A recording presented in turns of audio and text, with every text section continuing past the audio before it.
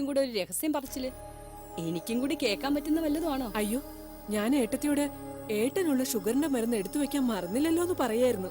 അല്ലേ ഏട്ടത്തി? ആ അതെ, ഈയിടെയായിട്ട് എന്താന്നറിയില്ല ഭാനുമതി, എനിക്ക് വലിയ മറവിയാ.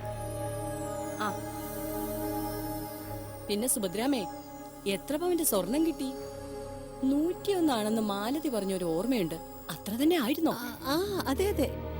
മിനിമം 501 പവൻ ചോദിക്കാമായിരുന്നു. ഇത് തീരെ കുറഞ്ഞു പോയില്ലേ? ബാക്കിയുള്ള കാര്യങ്ങളൊക്കെ എങ്ങനെ? ഓർണമെന്റ്സ് അല്ലാതെ വേറൊന്നും കിട്ടിയില്ലേ? ആ,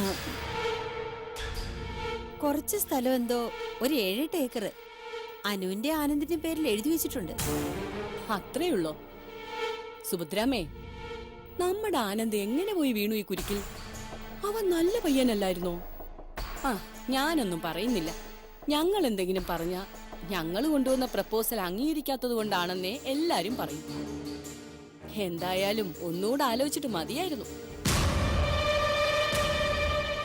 ആ, നിങ്ങൾ പറഞ്ഞത് വെച്ച് നോക്കിയാ ഇതൊരു സുഖമുള്ള ബന്ധമായിട്ട് എനിക്ക് തോന്നുന്നില്ല. എന്തായാലും പെണ്ണ് വരട്ടെ. ഏത് രാജകുമാരിക്ക് വേണ്ടിയാണോ ഞങ്ങളുടെ നീതുവിനെ ഒഴിവാക്കിയതെന്ന് ഒന്ന് കാണാലോ. പറഞ്ഞത് കേട്ടില്ല?